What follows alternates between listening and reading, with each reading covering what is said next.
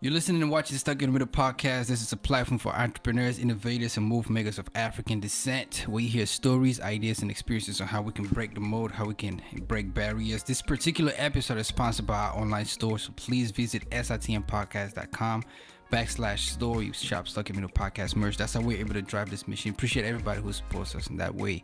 We've also partnered with Perfect Office Solution to provide office space for entrepreneurs in the DMV area. So if you need office space in over 7 locations, Baltimore, Fort Washington, wherever, hit them up.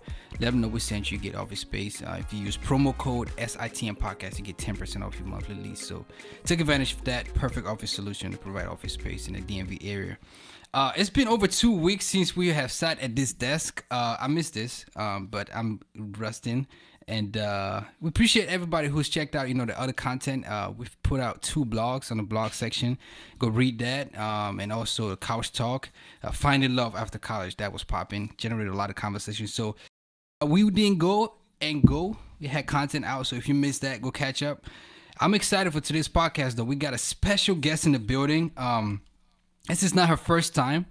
She's a strong woman. She's awesome. I'm talking about Geraldine Aloh. Oh, Aloh, right?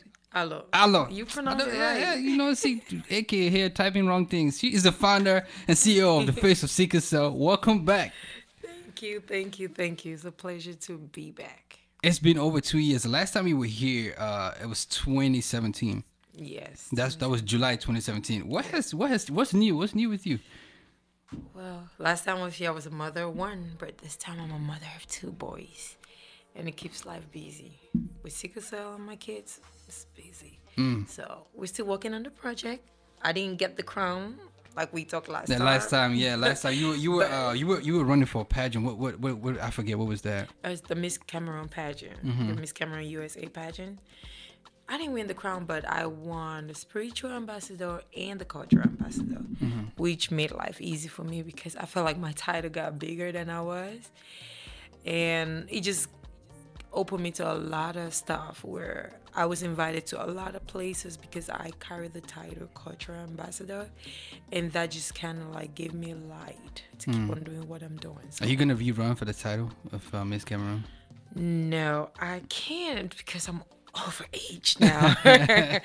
But I think Miss Africa would do. A lot of people telling me to go for that, but I'm still thinking with the kind of schedule I have. That's bigger and brighter. Miss Africa. Listen, I think that I can do better than just sit back and watch. I can still go back and run for Miss Africa, but I have a more important project I'm working on. Like the Face of Sickle Cell? Yes. Which we talked about last time. Yes. Other projects, like what?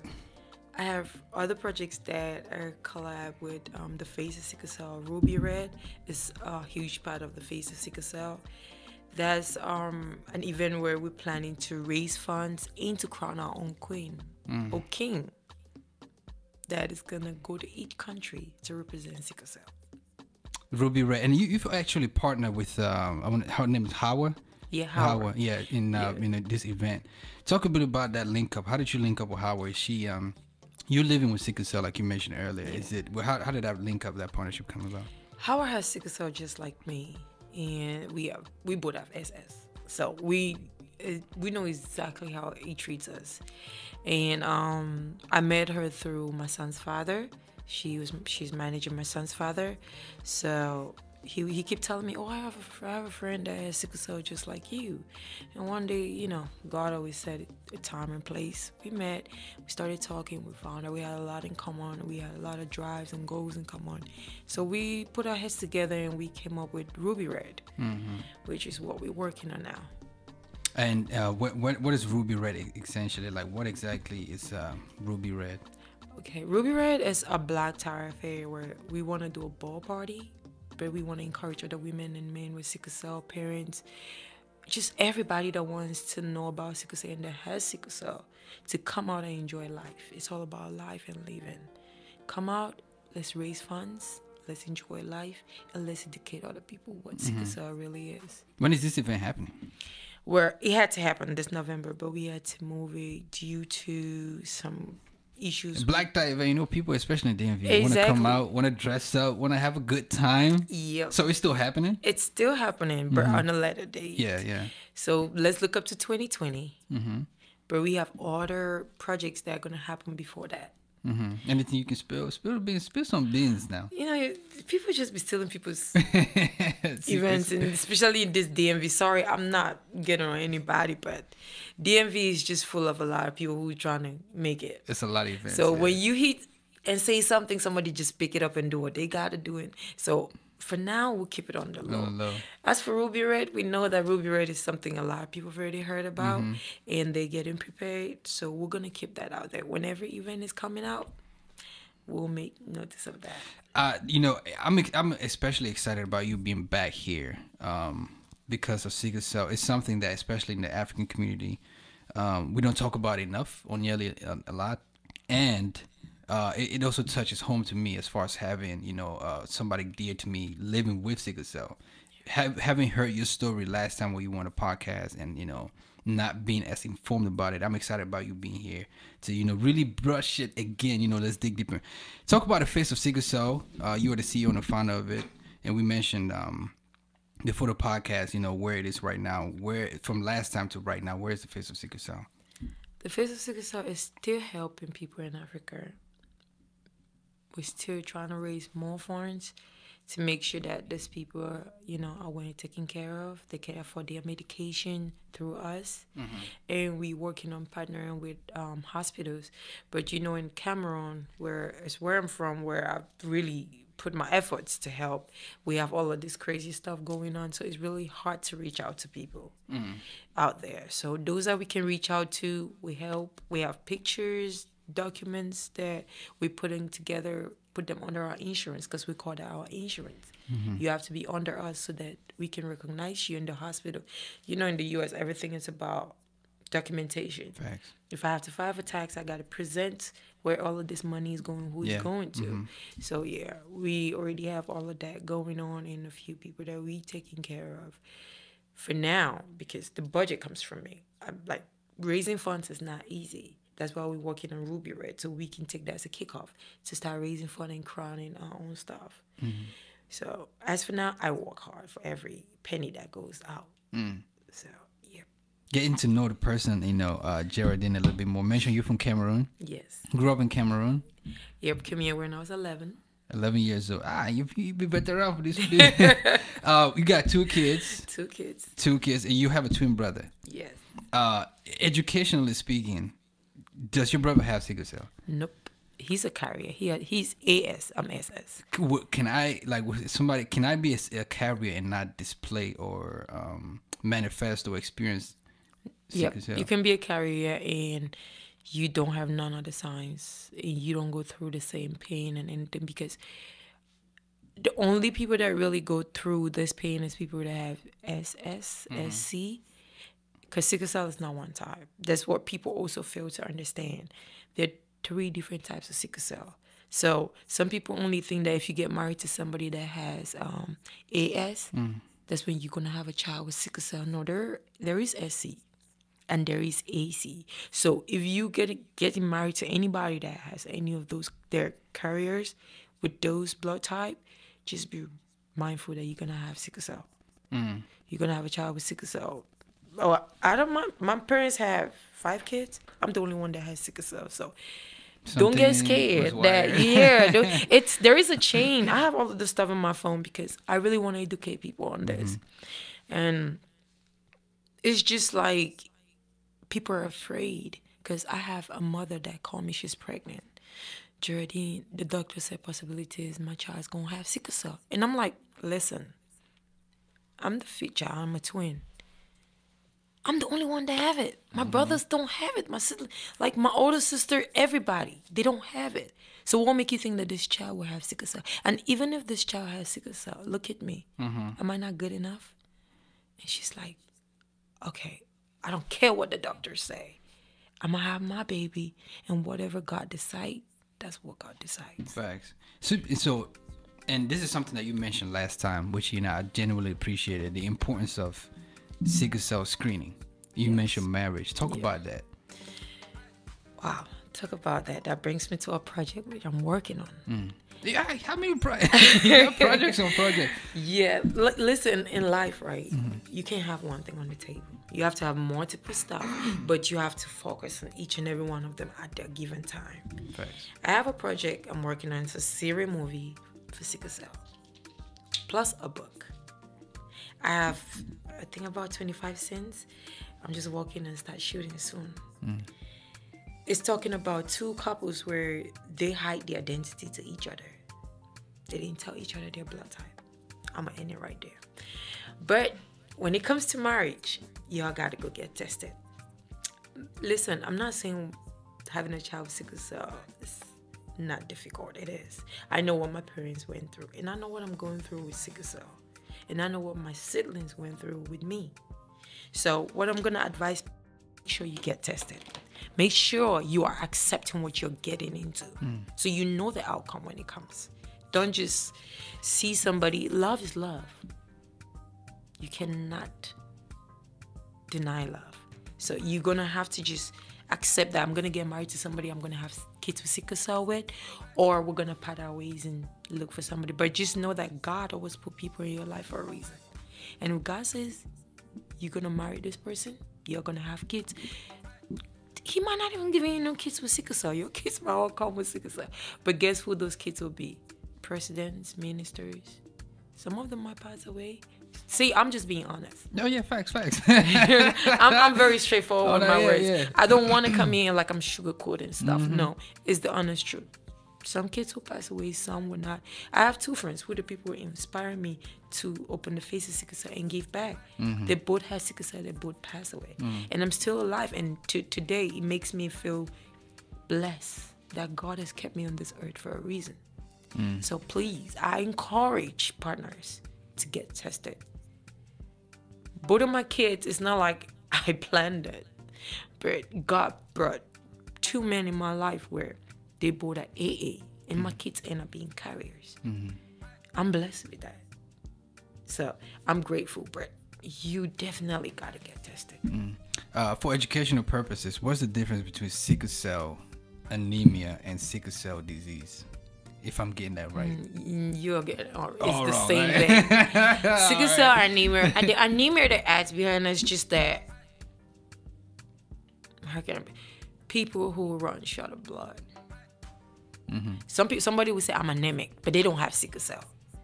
They just run short of blood. They can't be in a cold environment. So it's the same. Sickle cell disease, sickle cell anemia is the same thing. It's just the anemia part makes it more harder because when people hear anemia, they know exactly that, oh, you run short of blood. Sickle cell disease, sickle cell anemia is the same. How many people right now would you say are living with sickle cell disease? Trust me, I How gotta many? Google that. How many are black and how many are unaware? If you would just put a ballpark, you know. I will go to Cameroon because my research has been in Cameroon for a long time. I will tell you in And Cameroon. I really appreciate that, you know what I'm saying? You focus back home, your roots, where you're from. You came here when you were 11, you know what I'm saying? Like, and you still have those roots. That's what stuck me as well. I love my country. Can be American citizens all we want, but we're from somewhere. Facts. American people still looking for their roots. Remember that. Some of them are finding we're from Sierra Leone, from Cameroon, and they're happy to go back. So, hey, we're home. And this is home. Because this is owned by Cameroonian. So guess what? We're going to talk about Cameroon. In Cameroon, they have about 2 million people, or 200 million people that lives with sickle cell. And each year, they have kids that are born with sickle cell, around 200 kids each year. And apparently, almost half of them die because they're not diagnosed on time. So in America, I would say not only black people have it, because I have come in contact with people, white, Spanish, and they are all encouraged with what I'm doing. Like, how can I be a part of this? Because my niece has sickle cell, my daughter has sickle cell. So it's not only in the black community. I could say here in the U.S. there's millions of people that have sickle cell. But sickle cell has not been put as a priority a lot. And that's why people don't hear much of it. You can only hear about it when you're having a child, when you go to the hospital and you're sick and they're asking you, oh, are you anemic? Do you have sickle cell? But if you look in the papers, they really don't put it much out there. And that's one of my fights right now. I'm going to ask a question right now. Is this, you mentioned, 200 thousand people living in Cameroon with sickle cell, 200 kids born with it, half of them die. Yeah. Is this curable, sickle cell? See, no shade to all the doctors out there working hard to find cure for sickle cell. But I've done my own research, and sickle cell is not curable. Don't get it twisted. It's not, because you are born with these cells. These cells are what grows in your body, and anything that grows in your body grows. They can. I've heard about where they put cells in your body to help cure sickle cell. No, those cells come in your body to help ease the pain. Because guess what? Cells grow and they fade away.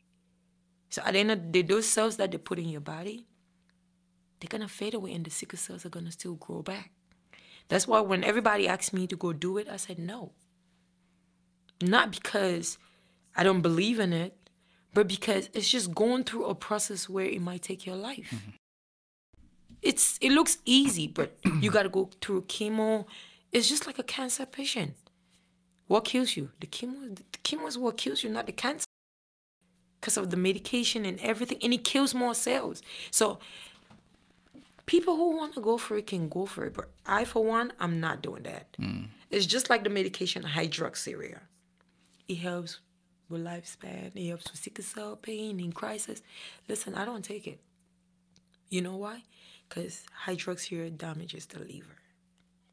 Why would you take something? I'm sorry, I'm not badging none of these people, but it's from my own experience. This is somebody, exactly, you are living with this disease, right? I would not take something that is going to damage another part of my body to fix another part. Everything in life has a second chance, and everything in life has a downfall. So you can be building a house. If you don't build the roof too well, and you don't build the foundation well, it's going to fall. Facts, yeah. So I'm not gonna take none of those medications. I'm gonna leave healthy. How do you yeah, exactly. That's my question. How do you cope or dealing with living with sickle cell? How are you still alive? I'm alive because God is keeping me alive. That's number one. And God has groomed me and taught me how to live with this disease. I try to live stress-free. I have stress like everybody else. You can tell me what two boys can do to you every day. That's number one. There's family, there's job, there's boyfriend, there's their friends. Everybody is stressing you out. But what do? You block stress out. I know it's not easy. I'm writing a book on stress, blocking stress to live a free life. But you have to block the stress out. Because when the stress goes to your heart, that's when your bloodstreams don't match with your life, with your body level. It's just like it's winter time and you go out there with a pair of shirts like mine and some regular jeans, no jacket, and you think that it's summer. No, the cold is gonna hit you. And when it hits you, it penetrates your body and you get sick, you get pneumonia, and guess what? You die. I'm sorry to laugh, but no, it's the truth. Like, you know me, my mouth runs like water, and I say it the way I see it. Respect. Try to be stress-free. Eat healthy. Rest enough. Listen, people have not seen me out there for a while now. Not because I can't go out. I work 2 jobs now. I work nights. I work mornings. Writing a book. Multiple organizations. Have 2 boys that I got to put on the bus, take one to daycare, pick up. So my schedule is tight during the week. What do I do in the weekends? I rest. I don't go out like that. It's not like I can't go out, but I value what keeps me healthy. I could choose to go out and smoke hookah and things and drink some alcohol and come back and be stressed and sick. And then when I'm sick, I don't go to work for 2 weeks, and then there's bills got to be paid, kids got to get... Nobody's going to take care of your kids like you. Nobody's going to take care of your life like you. So are you going to make the right choices to stay healthy, or are you going to jump off? So when you but I want to say 3 or 4 days ago, Bill Gates Foundation and NIH announced a collaboration with over $100 million to bring a cure for sickle cell to sub-Saharan Africa. When you hear stuff like that, does that get you excited, or are you just like, y'all can knock yourselves out? It doesn't really get me excited. I feel like these people need to help the people with sickle cell by just making sure that they have the necessary medication and hospitals to go to. Because you telling me you got to drain all the blood in my body to put a new one for me to not have sickle cell. The God that created sickle cell did not create a cure. And sickle cell is something you're born with. It's not something you grow to have. So people are like, I know there are scientists, everybody's trying this and trying that. They were looking for cure for HIV. Did they find it till today? No. So everybody has something to say, but they're working hard. I applaud them for that. But my own word is, why don't you open facilities, put more doctors, more machines and medications? Why don't you look for medications that can ease the pain the more? And teach them to eat and live the right way. How what are the signs of sickle cell in babies, and does sickle cell get worse with age? Babies, babies can't talk. I have a friend/sister. She actually lives with my other sister. She just put to bed about a month now, and she just found out her son has sickle cell. She called me crying. I said, listen, am I not unique? She said yes. I said, are you not talking to me? She said yes.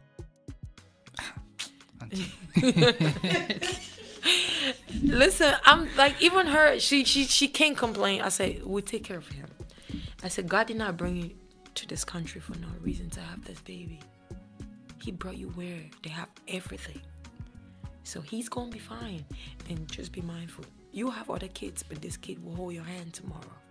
So stop crying and focus on what to do. And she was like, thank you. I'm like, you're welcome. Listen, I'm not going to discourage any mother with a child with sickle cell. I'm not going to be like, oh my God, you're going to go through a lot. But you're in a country where sickle cell also, that's a baby. And the baby can tell you where they're feeling pain. So what you're going to do is learn about this illness and know how to carry your child out. My mom was in Africa while she was taking care of me. In Africa, they don't have all of this. All this stuff going right now, they don't have it. So keep this child warm. I already started educating her on what to do. Make sure this child takes this medication as the doctor gave. Don't skip it. Make sure this and this is okay for the child. And she was like, okay, good. I said, don't miss any doctor's appointment. Every doctor's appointment counts. So just leave him up to God and do what you're asked to do. But if there's something that I would tell you, don't let them put his child on kind of dumb medications, because that's gonna take his life easier than it's gonna keep him alive. Because I'm gonna say America wants to fix things, but at the same time they want to take it away from you. Have you guys noticed that? Donald Trump is doing his own. America do things where they're gonna fix it, then they're gonna take it. It's just like me. They tell me I should take what's this medication? I don't like it, morphine. Morphine kills the pain, but it kills you because it kills your cells. And for the nurses that are listening to this, or that will listen to this in the future, they know that morphine is the killer medication to everybody. I used to sing really good. I took morphine for like 4 years. And my breath, I couldn't breathe. You know how you go in there, I can't breathe well. And my teacher was like, morphine is the cause. And when I cut off morphine, I catch my breath easier than I used to. And God always use a way to cut something out of your life. Apparently, I had pneumonia. And they kind of, I don't know what they did with the morphine. My whole face was swelled up, my body. The doctor just wrote down there, allergic to morphine, and since then, nobody has administered morphine on me. So God has a way of taking certain things. Morphine is good for the pain. It's good for people that go to hospice because they're close to death. It's good to just keep them alive and kill them gradually. That's how I see it. Kill them gradually why you take the pain away so they can enjoy their last moments, but not for somebody that still has life in them fully. Is sickle cell more prevalent in male or female? Is that a thing? No, It's just it's anybody. everywhere. It's just the blood type and things Yeah, like that. it's everywhere. Mm. I have a male friend. He has sickle cell. That guy, he's all over the place. Travel the world. He's doing his own thing. He the same goal and drives I have. He has the same goal and drives. When I launched my nonprofit, he was there. He talked. He said a lot of stuff, and he's living his life. You can live your life with this disease. It just depends on how you choose To live their life. to live your life. And Describe to me what the pain of sickle cell is like. Last time you were here on the podcast, 2017. If people want to go listen to that, but describe to me what the pain of living with sickle cell is like. When it hits. It hits. Okay, just the same way I describe it all the time. Have you ever broken an arm or leg? Do you know how it feels? Like your body feels shattered. Have you ever take an egg crumb, like you know the back of the eggs, right? And you crunch it, how like. Stop back. Listen, that's the pain. That is the pain. Times that leg that you've broken times 5. At that pain. That's the pain. We focus our pains in our bones, our joints. And can you massage my joints? No. It's deep in the bone. That's why they have the bone marrow transplant for sickle cell, which is it's the same as therapy, chemotherapy, all of that stuff. When you go through that stuff, you gotta stop eating certain things and drinking certain things and have certain exercises to do. So the pain is very crucial. And until you are in my body, you're not gonna understand that pain.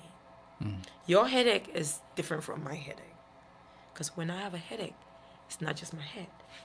My whole body goes with that headache.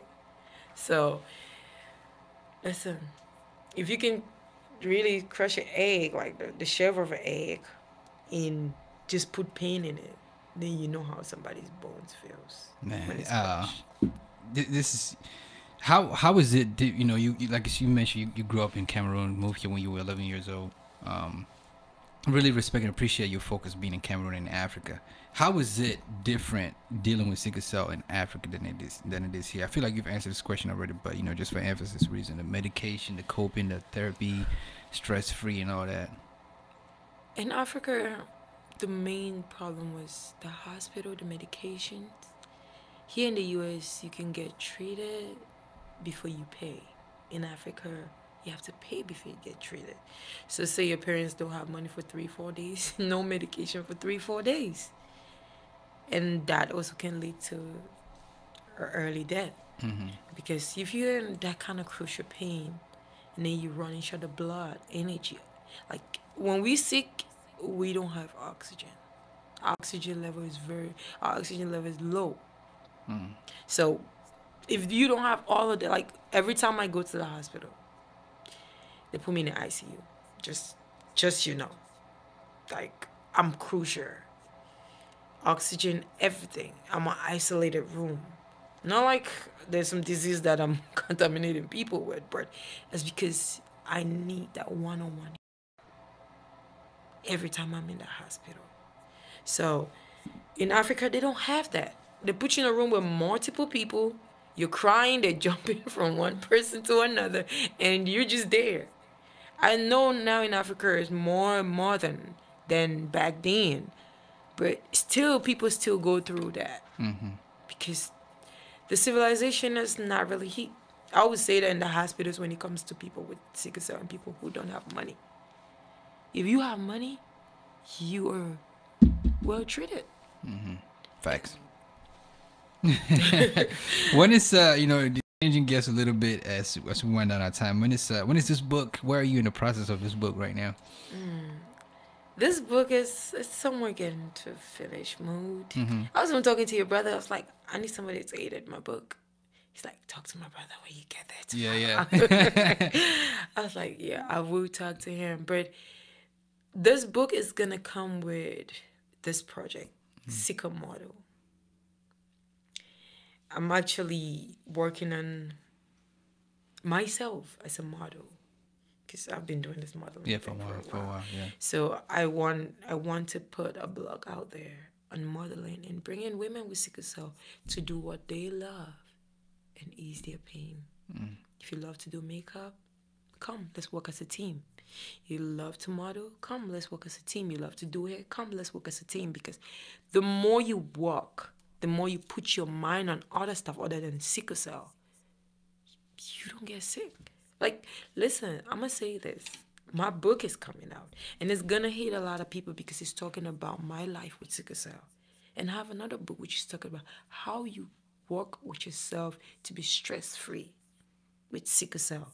And it can help other people that don't have sickle cell, because some people stress kill people. We have a disease or not, stress can drive you crazy. So me doing all of the stuff that I'm doing keeps me away from a lot of stress. Trust me.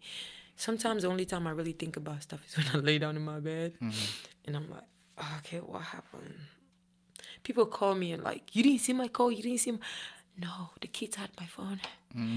I don't like, I'll be on social media here, but I don't let what I see on social media also define how I live my life. Facts, yeah.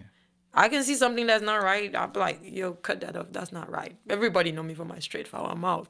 But I'll just be like that. Right? Listen, this book is going to come out and it's going to definitely touch a lot of souls. I want them to look out for it. I haven't given... There is a title to the book.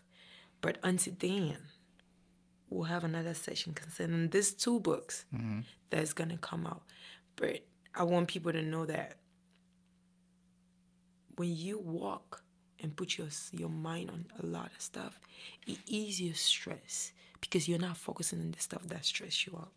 A job can stress you out, but why don't you make that job fun rather than stressful? It depends on... Remember that.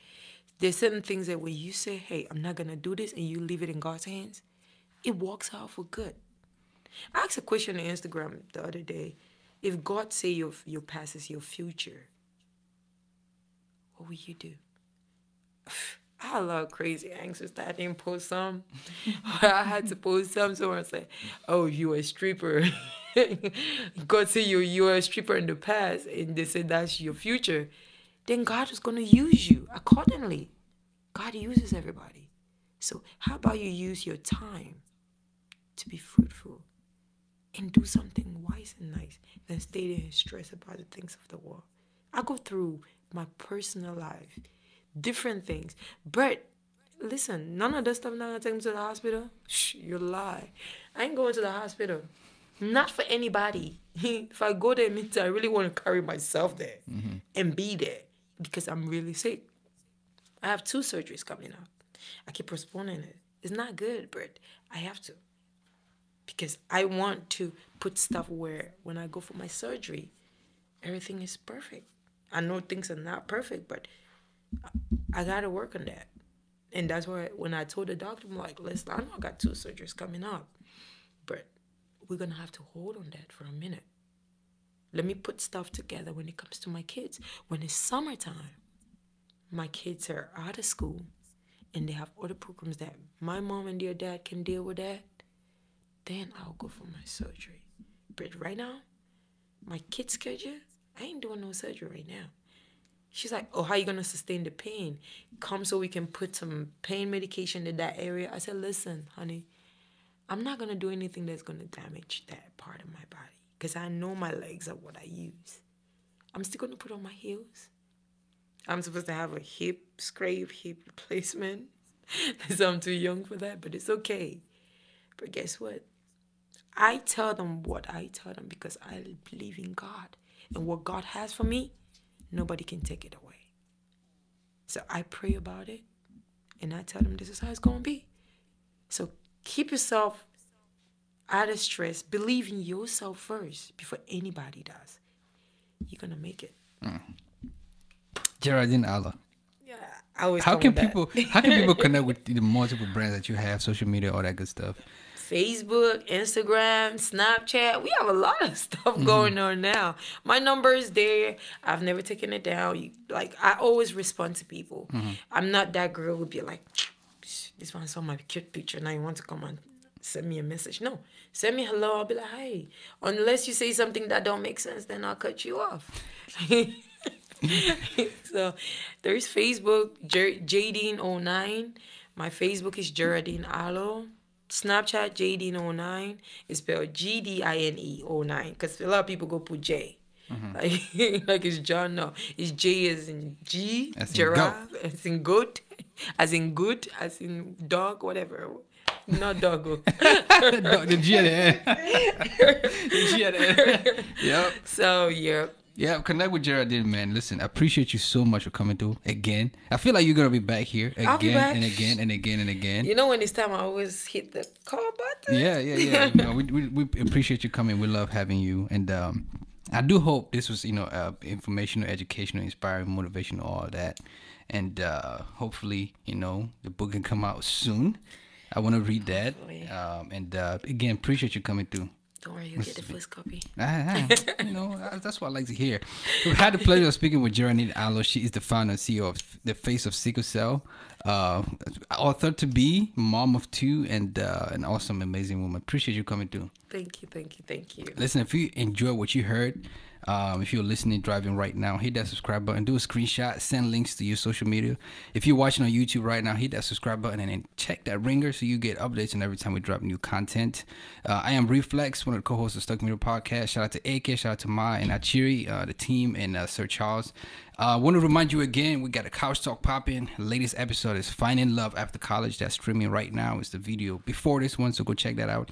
And we welcome topics on what we should talk about. I think the next one, Sir Charles, is cooking up his mental health, so that's going to be dope.